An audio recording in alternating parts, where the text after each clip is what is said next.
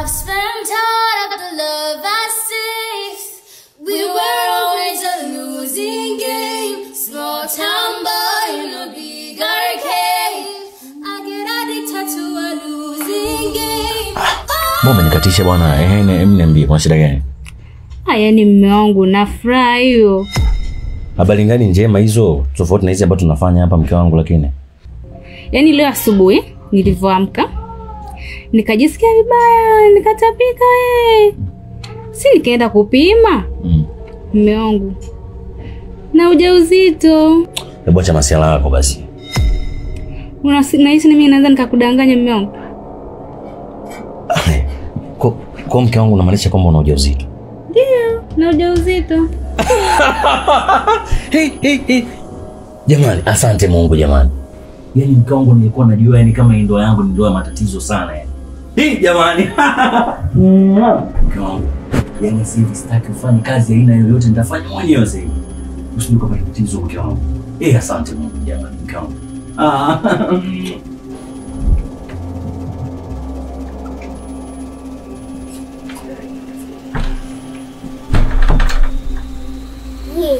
Mmekaa mnafanya ujinga, mimi na njia.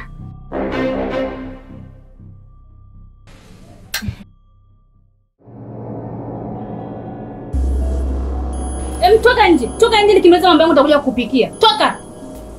Mama mimi bwana na njia. Toka nje. Kufanya ujinga tu, koga. Toka huko.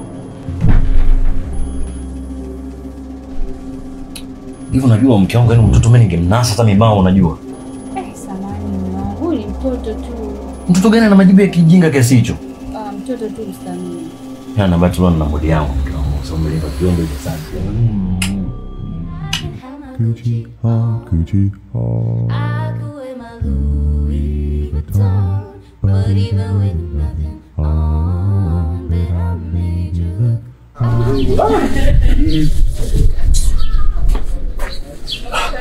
Sikiza mwanangu. Mimi mara mwisho mwanangu leo kulala nje kama mlinzi.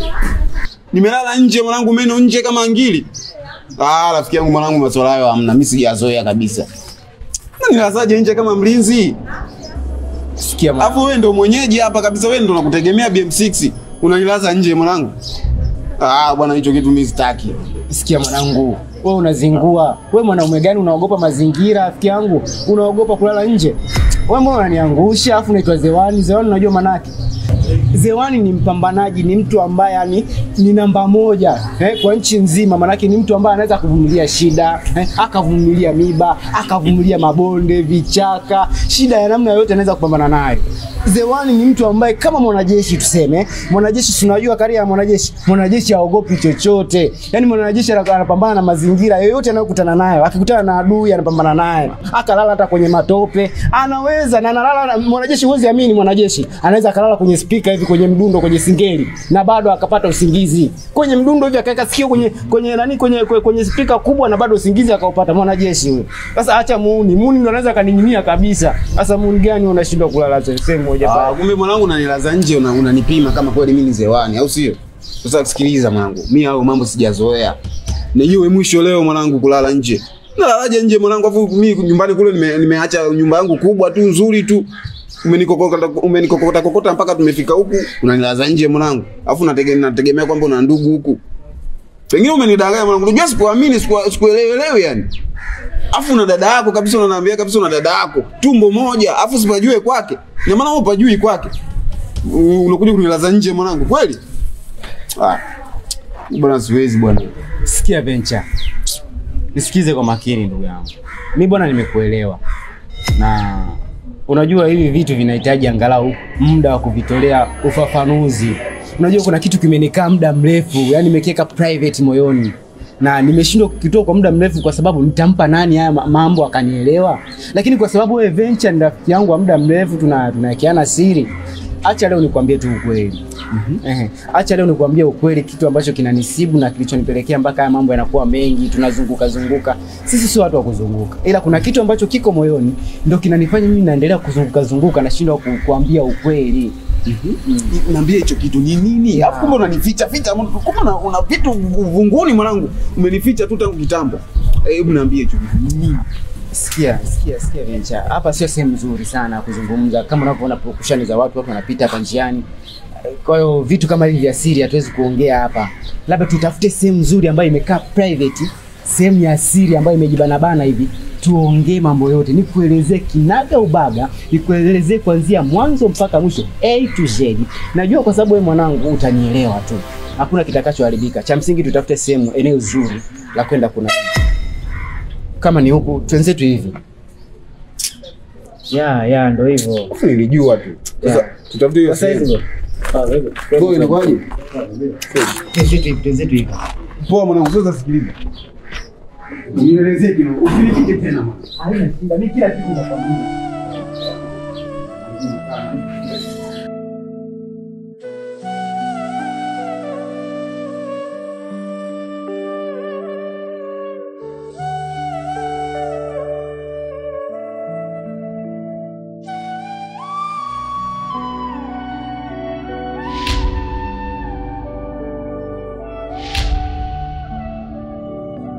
Mke wangu bwana, mimi kuna jambo ambalo nimelifikiria kichwani mwangu.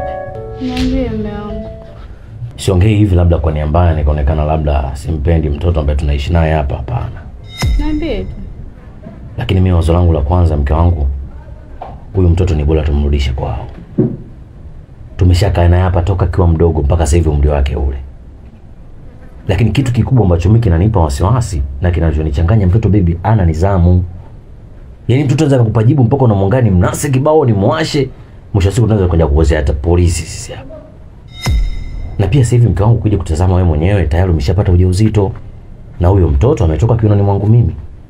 Sasa ni bora hizi nguvu na akili zote niwekeze kwa wewe kuliko ya mtoto. Maana mtoto ni jeuri mke wangu. Kwanza kuna muda ananiangalia jicho mpaka nasema mtoto mchawi nini? Mke wangu sio tunaishi kama kiumbe kishaingiwa na mapepo huko. Na mimi nisonge hivi kwa sababu labda ukasema namchukia mtoto wa watu, hapana mke wangu, ni ushauri. Tuza sisi tukaja kuozea jela, mtoto akuja kwa mkubwa, aje kwa kahaba, aje kwa malaya, akuja kwa mwizi. Wewe unafikiri mimi na mwisho wetu tutakuwa wapi? Yaani wewe fikiria tu mwisho wetu tutakuwa wapi mimi na wewe? Au unatamani kusikia labda mke wangu ameenda jela au mimi nimeenda jela, si ndio? Ni kweli mume wangu, unachoongea. Sasa wewe cha msingi mke wangu, yani wewe ongea naye tukistaarabu kwa kweli, tumrudishe mtoto wako, kuondoa lawama. Turudi na hichi kiumbe chetu sisi.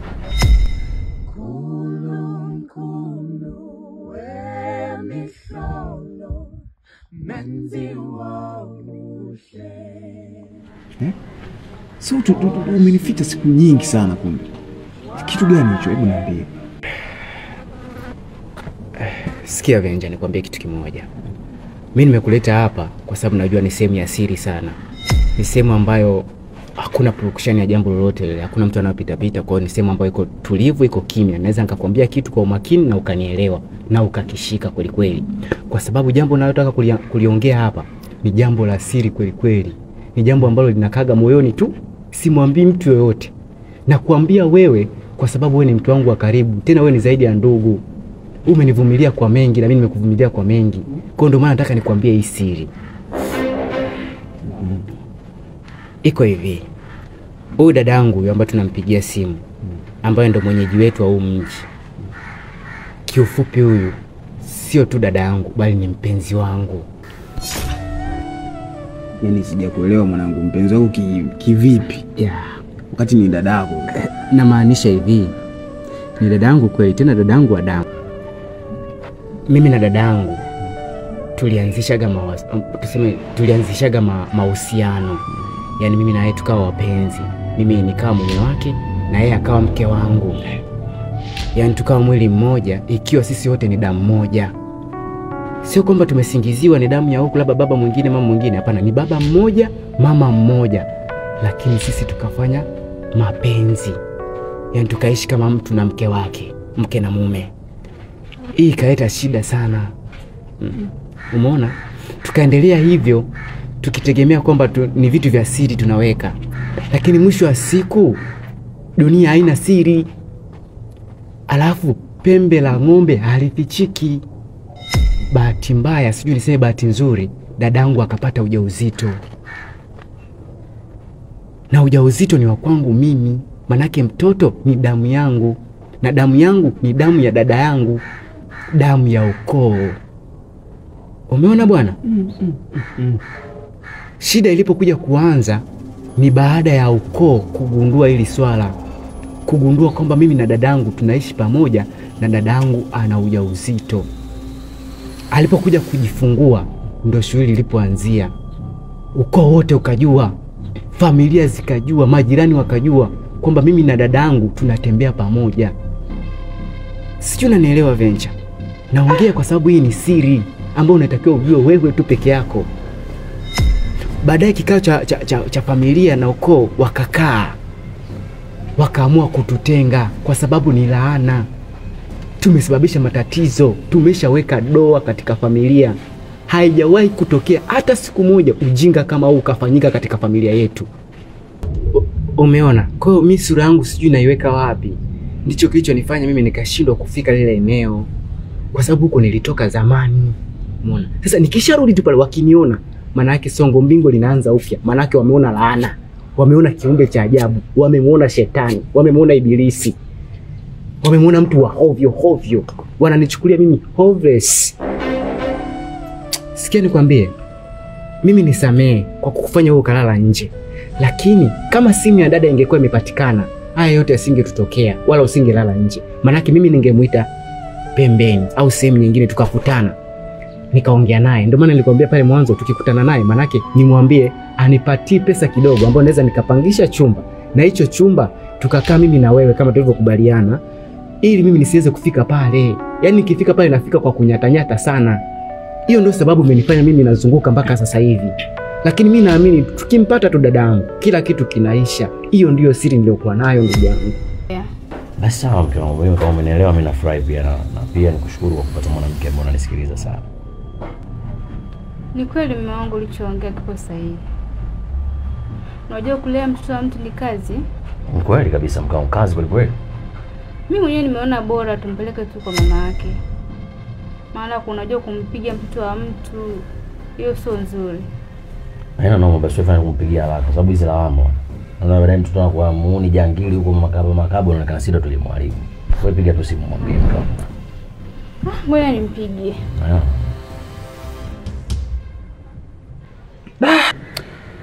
Sikiliza mwanangu, mimi nimekuelewa vizuri sana, lakini kwa nini unilificha siri kama hii wakati mimi na wewe ni kama ndugu? Mimi na wewe ni damu.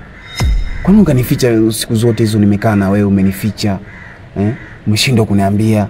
Mwisho wa siku unanizuga tu hapa, tunazunguka tunaenda huko tunarudi. Unanizuga tu mwanangu. Lakini sasa hivi umefunguka. Nimekuelewa. Mbona ilikuwa ni kitu simple tu. BM6. Kwa nini unakuwa hivyo mwanangu? Sasa sikiliza. Nafikiri hilo swala halina shida. Na hili swala la kumpigia simu sitako, sidhani kama atapokea. Atakuwa naikata na tutapiga simu mpaka kesho. Kwa cha kufanya hapa itabidi twende wote. Pale unapopakumbuka mlipokuwa mnaishi mwanzo. Pale twende wote. Tukienda wote mimi na wewe, nafikiri kutakuwa na urahisi fulani. Atatusikiliza na atatuelewa. Lakini tukisema tumpigie simu, tutakesha mpaka kesho. Yaani unamaanisha kitendo cha dadangu kutokupokea simu ni kwa sababu anaamini nikifika pale mambo yatakuwa mengine? Ndio. Sasa wewe unafikiri itakuwaje? Wewe mwenyewe tu unaona aibu kufika pale, unaogopa. Yeye je? Na ni mwanamke yule. Lakini subiri. Hata kama, lakini mimi nimempigia kwa namba ngeni, namba yako wewe. Sasa atajuaje kama ni mimi? Hiyo ni namba ngeni. Labda tu kuna mambo ambayo hayajakaa sawa labda katika shughuli zake, lakini kusema kwamba ameacha kupokea kwa sababu yangu, hapana, sio kweli. Namba tuliyompigia ni ngeni. Kutakuwa kuna shida nyingine, lakini sio shida hii. Sawa, hilo kweli inaingia akilini, lakini sasa itabidi, kwa vile ushaniambia kila kitu, sasa hivi nimekuelewa. Kwa hiyo itabidi sasa tushirikiane mimi na wewe. Tuondoke pale ulipokuwa unaishi naye mara ya kwanza. Itabidi tuondoke, tuende tukaone kama kweli yupo pale au ameshahama. na kama ameshahama tuangalie namna ya kumpata. Sasa hivi hiyo aibu inatakiwa uifute kwa sababu utakuwa na mimi. Sawa? Hiyo aibu uifute. Tukienda watu wawili pale, nafikiri kila kitu kitakuwa sawa. Sikia. Ni kweli maana tuwezi kuzunguka muda wote. Kama simu haipokelewi inabidi tutumie plan B. Lakini mimi wazo langu nisitangulie mimi mbele. Mimi tu nitakuelekeza. Nyumba ni ile pale, wewe utangulie kwanza ukaangalie usalama. Manake mimi sura yangu tu ikishaonekana titi for tati hivi na wananchi wa pale tayari kishaharibika. Tayari nishaharibu kila kitu. Cha msingi naomba wewe ndio utangulie mbele. Nitakuelekeza nyumba ile pale ukafanye doria ukaangalie nini kipo nini hakipo, alafu nitakuelekeza jinsi dada yangu alivyo.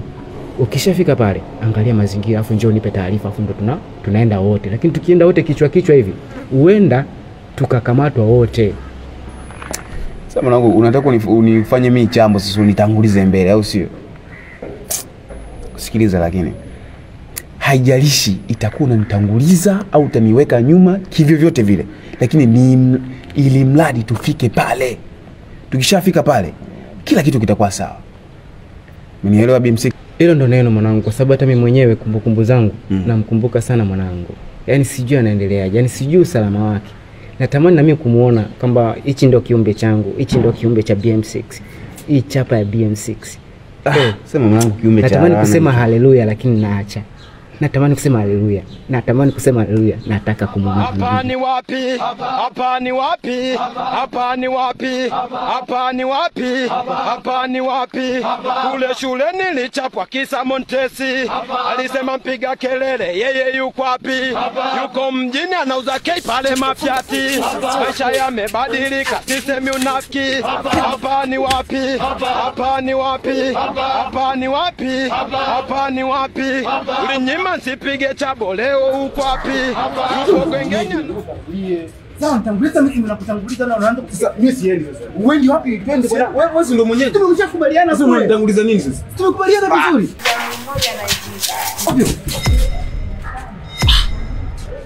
Wewe mtoto mpumbavu. Hapa ni wapi? Hapa ni wapi? Hapa ni wapi? Hapa ni wapi? Hapa ni wapi? Kule shule nilichapwa kisa Montesi. Alisema mpiga Wewe mtoto. Nimekuja kutaka kumpigia kudadeki sio nivue kiatu. Sikiliza, ameingia ndani hapa tuondoke mpaka tumpigie. Haiwezekani mtoto mdogo kama huyo akaleta dharau. Sisi watu wazima. Wewe mtoto wewe, hebu toka huko. Wewe hivi ana akili kweli?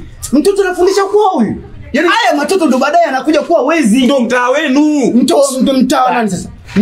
Wenu. Mimi mtaa wangu. Ndo mnavyoishi hivi. Mimi huku nimekaa zamani lakini sijawahi kuona watoto wajeuri kama hawa, watoto wahovyo kama hawa. Mtoto mdogo kama huyu ananirusha mimi mto. Ndio hivyo sasa ndo kwenu. Alafu ndio maana wewe mwanangu una tabia za ovyo ovyo, kumbe ndo mtaa wenu ndio hivi mko hivi. Nani ana tabia za ovyo? Kidogo kama unanitukana, si ndio unanitukana? Na kutukanaje mimi nakwambia ukweli? Unaniambiaje ukweli kama mtoto mwenyewe umeona mtoto alikuwa na jeuri katurushia tu mto. Sisi tumetoka kwa njia zetu. Anajua sisi ni nani? Ndio ni jeuri kwa sababu na nyinyi na wewe umetoka mtaa huu. Wewe mtoto. Huyu mtoto akitoka nitampiga makonzi ya ajabu, makonzi ya kila namna. Kwa sababu mimi mtu mzima na akili zangu kabisa najijua mwenyewe. Alafu mtoto anakuja kunipiga mimi. Sikiliza, alafu mbaya zaidi mwanangu, ametukuta kutoka kwenye states zetu, daliki tunaangalia namna kutatua matatizo yetu afu si madogo wengine. Mimi siwezi kuondoka bila kumrudishia, lazima nimpige mtoto. Wewe mtoto, mimi mwanangu lazima nilipwe. Mtoto wa nani? Unaona hapa nimenichafua. Huyu mtoto wa nani? Watoto wanatakiwa wafundishwe, wawe na akili na ili akomae unatakiwa tumpe discipline. Lazima tumpige discipline. Yes. Uniachie mimi. Nani akuachia wewe? Mimi ndo kanipiga vizuri. Tena mimi nilipata vizuri kabisa. Nilikuwa nimetegesha hivi mguu ndo likaja likatua. Kwa hiyo mimi ndo kanipata vizuri. Kwa hiyo mimi ndo natakiwa nimshindilie makosa. Sikiliza mwanangu, nikipata zali nikilipo hata 100,000 sikupi hata 100. 100,000 ya nini? Mimi nataka hela, mimi sasa kila nataka nirudishe kila kitu. Yaani narudisha makonzi, nachukua na ule mtu naweza nikampinyanga nao nikamumulia hata hapa kwa. Mimi nataka hela sasa. Lazima atoke. Watoto. Mimi hapa namsubiri. Gonga sasa mtaa wenu, gonga wewe. Nigonge wapi bwana? Wewe mbona ugongi? Wewe mbona ugongi? Wewe mtaa wenu. Akija hapa unamshika mimi nampiga makonde. Haiwezekani mtoto anadharau. Mtoto gani anadharau? Watoto wa hivi kweli? Sikiliza sasa, mimi nataka hela. Unataka hela wapi wewe?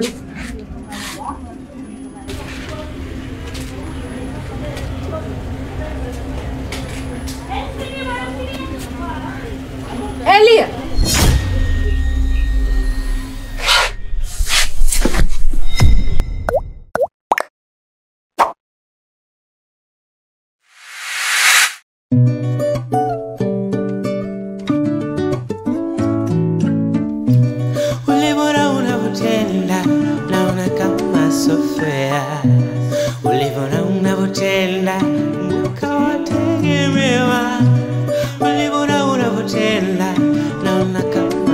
sofea, ulivona unavotela, walitaifanya kesho. Badilika, badilika, badilika, uwe kijana mwema unayetegemewa. Badilika, mara kaka poa, mara dada poa, no no. Badilika, taifa la kesho linakungoja wewe. Badilika, taifa la kesho wewe ndio kiongozi.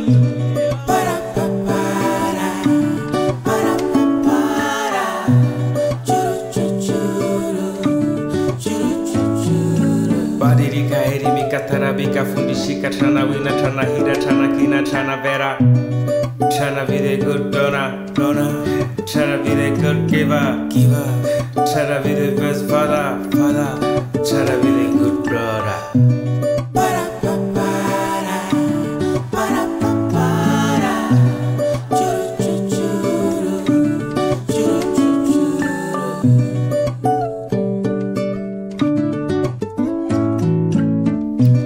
Ulivona unavotenda naona kama sofea, ulivona unavotenda ukawategemewa. Ulivona unavotenda naona kama sofea, ulivona unavotenda walitaifanya